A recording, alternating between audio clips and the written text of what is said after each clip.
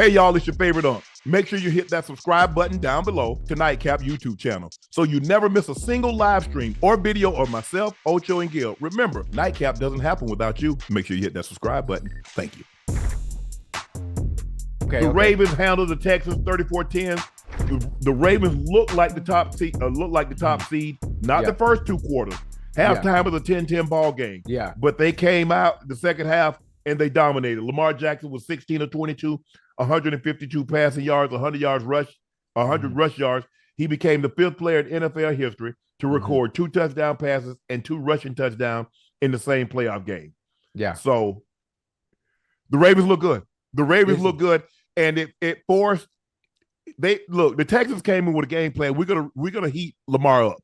But whatever they came with, give Todd Monken, the offensive coordinator, credit because he had the plan. Whatever they came with, he was ready. They brought the blitz and they sneak heel out the same side. The blitz come, Lamar would dump it to him. They go one way, here come Lamar coming out the backside. Lamar was like, okay, 1, 2, 3, nobody's open. He's gone. I'm gone. No indecision. He was decisive. He was determined and everything. Hey, guys made plays. Zay Flowers made plays. Bateman. Odell didn't get a whole lot of opportunities, but every opportunity that came to him, he made the play. Give those guys credit. Likely was unbelievable. Jumping up, snagging that ball. The Ravens look like the top seed in the AFC. Yeah, most definitely. I mean, the Ravens look good, but I want to give CJ Stroud his credit. I want to give CJ Stroud his credit, and I know you're going to see this, boy, you need to take a bow. You need to take a bow for what you did during the season, and you need to take a bow for today. Even with the pressures that you had to deal with today, obviously, this is the number 1 defense in the NFL. They are very difficult to deal with. Very difficult to deal with. You were never able to get comfortable. You were never able to set into your throws. The running game was non-existent. And one of the things I'm not sure why they didn't do is because the pressure was getting to you, because the long throws that they're used to having, he was never able to step up in the pocket and make the throws that he normally does. He was always on the run, always having to make a play using his legs. I'm not sure why they didn't go to the quick game. I think going to the quick game to nullify the pressures that they were using, that the Ravens were using, would have helped a little bit more until you get the running game going a little bit. They were never able to get in rhythm offensively. Then the penalties. The penalties, the first half was great.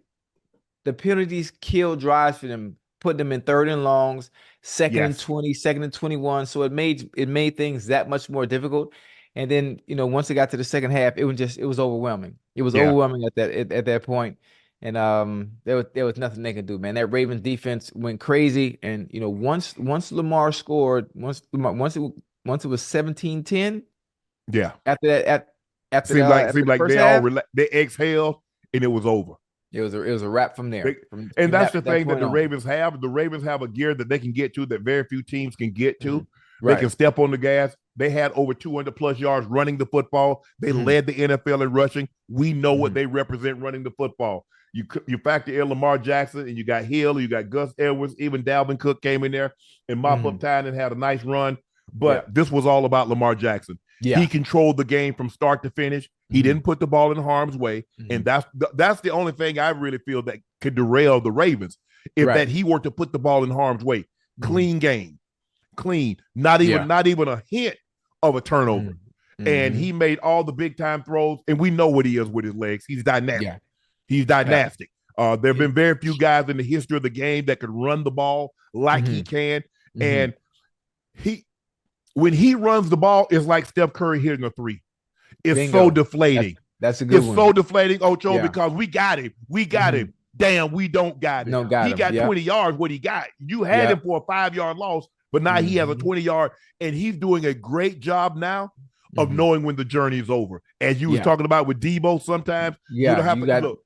You got to make a big decision. You ain't got to prove you tough anymore. Nah. And that's what Lamar is doing a great job of. He's getting down, not taking those unnecessary hits, because over the course of the game, over the course of a season, those start to take their toll. But I thought Lamar Jackson was fabulous tonight. 16 to 22, 152 yards, not the gaudy stats as far as 300 yards passing, but he didn't need that. You look at what they did on the ground. He had 11 for 100. Justin Hill had 13 for 66. Gus Edwards had 10 for 40. and Dalvin Cook came in late in the ball game and had 8 for 23. So they were well over 100, 166, 206. So they almost hit 230 yards running the football. Well, when you run the ball for 230 yards, that means you're going to eat up time of possession. Guess what they had? Almost 38 minutes time of possession.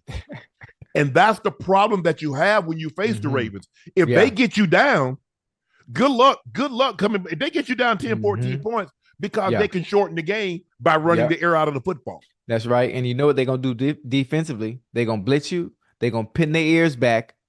And it's going to be a long night, especially if you can't run the ball. If you can't run the ball and you can't throw the ball because they make Stroud uncomfortable. Yes. The penalties, the defensive line was playing so well. They had, if I'm not mistaken, correct me if I'm wrong, if somebody checks this, last week, I think they might have had three penalties for 20-some yards. Yeah. This game, I think they had, what was it? 11 penalties for 70 11 yards. for 70, and the Ravens were 3 for 15. Yes.